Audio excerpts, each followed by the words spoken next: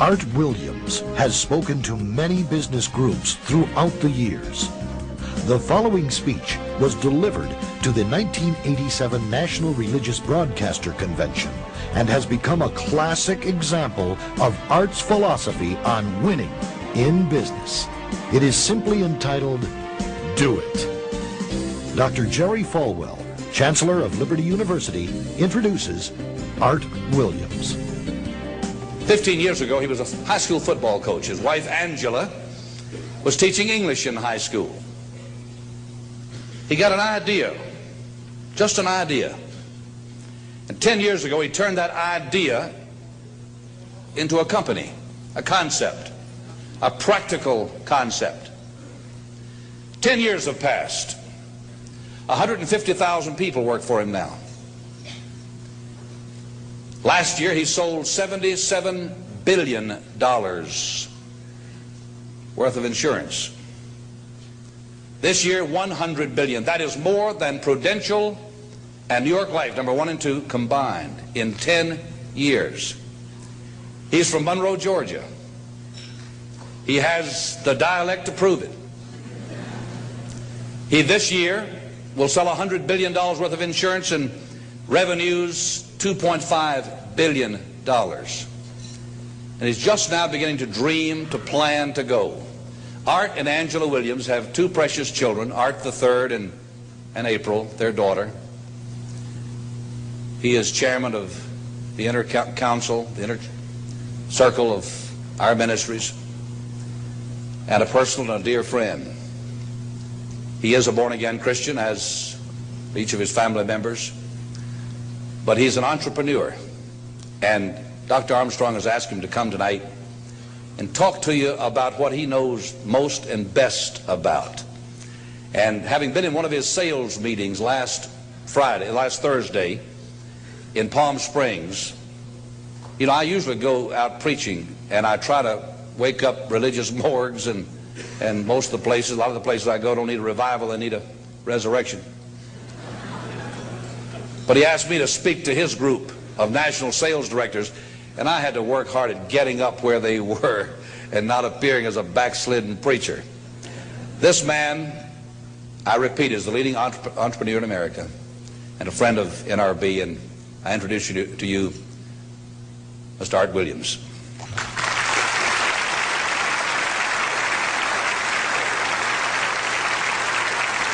Thank you. Thank you, Jerry. And I tell you, I don't know if I've been this nervous in a long time. This is the most intimidating thing that I think's ever happened to me. An old dumb South Georgia football coach speaking to a bunch of TV personalities like many of you, many great evangelists in the audience, and who put me between Falwell and Swaggart on the same night just totally blows me away. But I'll try to give it my best shot. I was asked to talk to you about how to win in business. I think it's a good subject for you to think about, because I believe business in America is in a crisis situation today. All you have to do is read the paper and every month see our trade deficit, and it's just a very depressing situation. And to speak to you about how to win in business, there's a lot of obvious things I could talk about. You first have to find a need. You've got to fill a need for a consumer out there. You've got to have a market. You've got to have somebody to sell your product or your service to. You've got to, if you really want to get big and win big, you've got to have a uniqueness. There's got to be something a little bit different from you than all of the competition out there. But by far the most important thing you've got to have to win in business in these United States today is a very unique kind of mental toughness. I believe the difference in winning and losing in the free enterprise system is so small, it's almost too scary to talk about.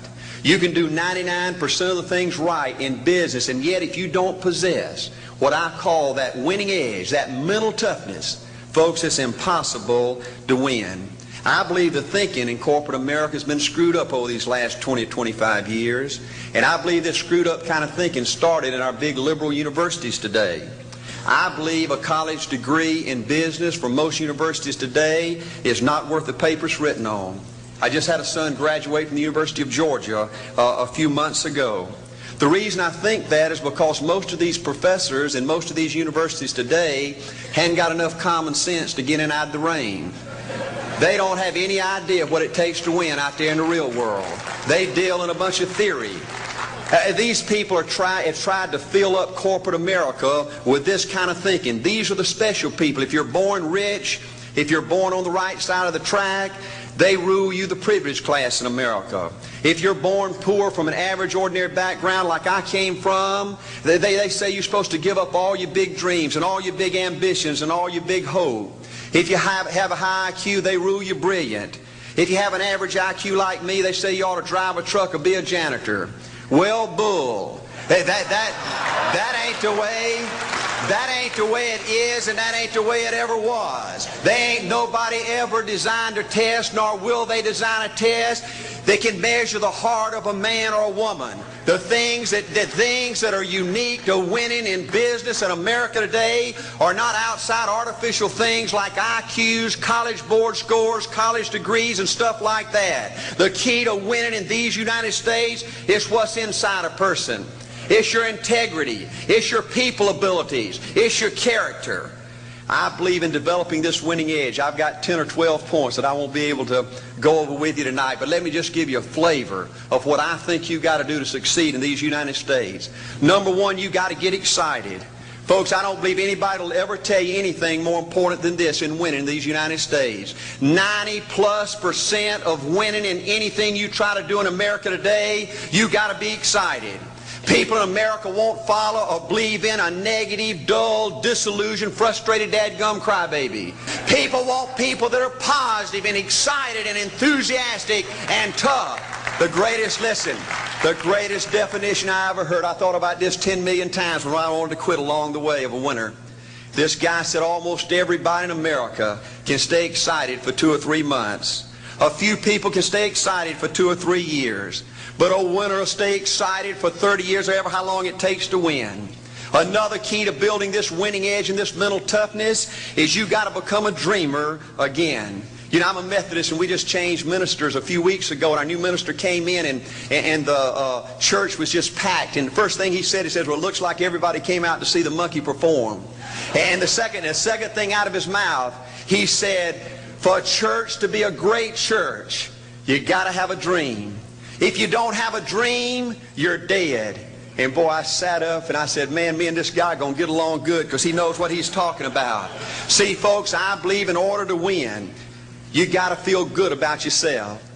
When I was coaching football for 7 years back in Georgia, and I had a paddle in my coaching office, and it was about this thick and this long. And in the fat end, I had little holes bored in it so you could really get some speed and blister their little butt, you know, when they misbehaved. And I had a rule on my football team that if any kid said, I can't, if any football player heard one of my football players said, I can't, he got to bring him in the coach's office and give him 3 licks. And it took me about a month to get all that thinking out of my players every year, you know, and I'd have football players knock on my door at recess and at lunch and after school. And he said, Coach, he said it. Coach, he said it. And I'd make that kid bend over and I'd give that other kid the board. He'd bust him 3 times. And folks, it didn't take long. You couldn't create a word game to get one of my kids to say I can't. Bring it home a little bit more personal. When April and little Art were just this little and could understand words, every time they said I can't, I made them do 3 push-ups. Folks, there ain't nothing you can't do in America if you want to bad enough. Another key in building this winning edge is, folks, you got to stand for something. People in America, the good people in America, are fed up with these dadgum fence sitters and mealy mouths. Corporate America has an especially black eye in business today. Most people in America think you can't find a company. They think you can't find a salesperson that'll tell you like it is and stand behind their word. They think these companies will sell anything, say anything, just to make a sale, just to make a profit. Well, you know what? Folks, if you want to win in the free enterprise system in America today, you got to stand for something.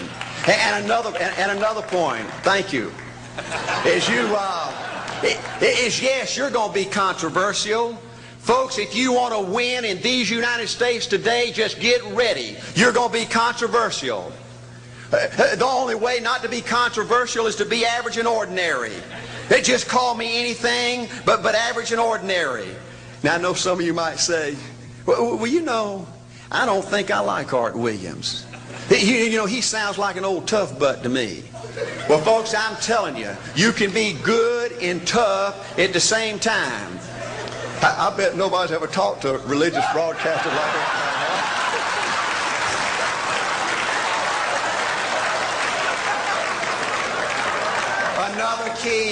Another key to developing this winning attitude that'll give you a chance to do something great in American business is, folks, you've got to make a total commitment to what you're about.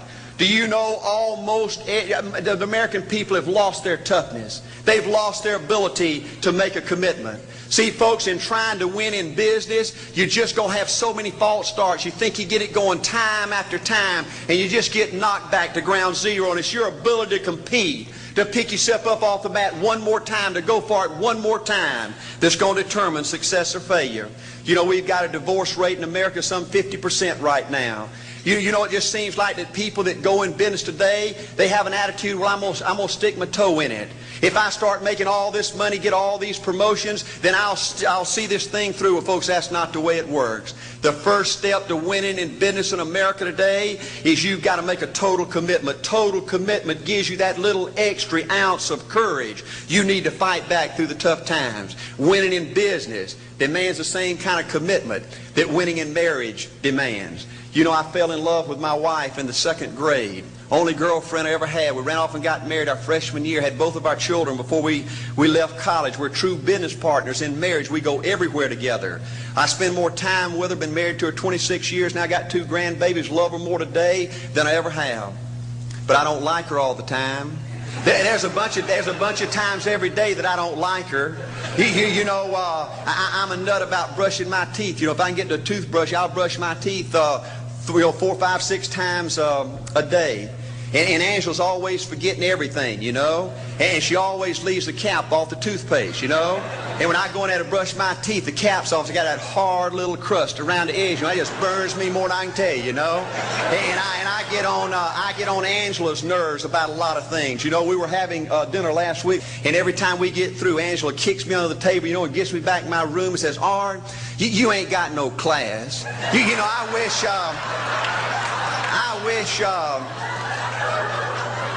wish, Art, you could learn to eat with your mouth closed, you know. But see, folks, if you want to win in business, everything's not going to work out like you want it to, but you got to be committed. I want to have great kids. I want to have a wonderful relationship. I want to have tremendous grandbabies. Another key in building this winning edge in business is you've got to learn to treat people good. Another thing that these universities pollute America, corporations with, is this attitude, you better not get to know your employees. You better not become friends or get to know the spouse or the children of your employees, because you might have to fire them, you might have to reassign them. And if you're close friends, you can't manage people in a tough-minded way. Bull. Folks, the only way to manage people and get the most out of people is treat them good. Learn to love them and care about them. Yes, it hurts from time to time, but it's the only way. You know, everybody you work with in business, you've got to look at them and pretend there's a flashing sign on their chest. And everybody's asking you, make me feel special. Make me feel important. Say something good to me. I want to be somebody. Another key of winning in business in America today is, folks, you've got to establish the right kind of priorities. First company I went with 15 years ago was ITT. When I was out there struggling, dying every day, wanting to quit and go back in coaching 1,000 times, my first heroes in this business were vice presidents at ITT making $40,000 or $50,000 a year. And I said, man, if I could ever get to be that kind of person, it'd be a dream come true. I couldn't want any more out of life. A few years later, I earned the right to get promotions to that level and found so many of my heroes in business, their personal lives were a disaster. They were alcoholics and divorced 3 and 4 and 5 times. I just read an article by the author of In Search of Excellence, and I saw where he says, I can't find evidence of any successful business person in America that's not tunnel vision, that just doesn't give everything to business. Folks, I said back then, 15 years ago, that if that's the price you've got to pay to win in business, it's not worth it.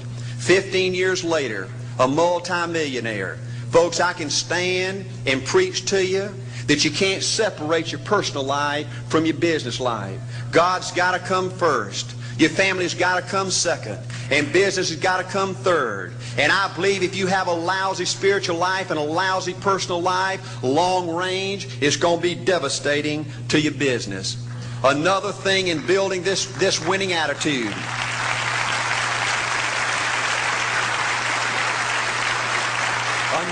Another thing in building this winning attitude in business. I see tall people make it big in business and short people, dumb people and smart people, fat people and skinny people. But if you cut open the winners in business, I see a heart of a champion. And all these people are competitors and they don't quit. I believe desire and will to win is everything. I don't know why I'm like I am, but my butt's always burning. There's always something say, Art, dadgummit, you're supposed to go for it. Art, dadgummit, you're supposed to be somebody. You're supposed to make a difference with your life. What does the $500,000 a year person do? The $50,000 a year person doesn't do. You look at the outside and study those two individuals, everything seems to be the same. They both are the same sex, they both are the same age, they have the same training, the same positions, the same contract, the same fringe benefits. They both are successful, they work hard, they're good family people, make tough commitments. But what's the difference? What does the $500,000 a year person do? The $50,000 a year person doesn't do. He pays the price and a little bit more. He works hard and a little bit more. He's loyal to the company and a little bit more. He believes in a little bit more. He makes money and a little bit more. He saves money and a little bit more. If you want to win in these United States, you got to be tough and you can't quit. The last thing I'll talk to you about today in building this winning edge is, folks, if you want to win in business, you got to be a leader. Leadership is everything. You show me anything in these United States that win, I'll show you a leader at work. You show me a successful church, Boy Scout troop, club, football team, business, I'll show you something run by a leader. See, I thought at one time in my life you had to be smart to win. I used to have these smart people that dress so pretty and talk so pretty and use these big words. They just intimidated me. And I said, Art, you can't ever be that good. Why don't you just throw in the towel and go on back and coach football for a living? And I found two things out about smart people. I think it's almost impossible for a smart person to win in business in America today. Because I find smart people spend their whole lifetime figuring things out. They're always trying to figure out an easier way and a quicker way. And another thing I found out about smart people is they just don't get around to doing nothing. And see, somebody like Art Williams, everybody said, well, he can't do it. And somebody like that can't do it. But he does it. See, folks, I want you to know almost everybody in America almost does enough to win. They almost get there. They almost are over the hump. They almost have it going. They almost, in everything they do, almost is a way of life to almost everybody in America. But the winners do it. What do? They do whatever it takes to get the job done. They do it and do it and do it and do it and do it until the job gets done. And then they talk about how great it is to be somebody they're proud of. We need leaders in America who can do it. If you want to become somebody, do it. If you want to go in business for yourself, do it. If you want to become financially independent, do it. I hear too much talk in these United States. Everybody can talk a good game. We need people in America who can do it. I go all over this country with A.O. Williams, and I have people say, Art, you can count on me. Wonderful. Just do it. Art, I guarantee you this is my last stop. I'm going to win now. Super duper. Just do it. Art, if I could just have one good month and get the ball going, I know I could make it big. Super. Just do it. Art, if I could just pay off this debt, I could really go. Great. Just do it. Art, if I could just sell my house. Do it. But houses ain't selling. Do it anyway. Art, I'm not making any money. What can I do? You just do it. Do what, Art? You do it and do it and do it. Art, I guarantee I'm going to win this contest. Super duper. Just do it. Art, I'm over the hump now. Watch my smoke. Great. Just do it. Art, I want to make it so bad I can taste it. What I do? You just do it. Art, I'm a vice president now. Can I quit doing it?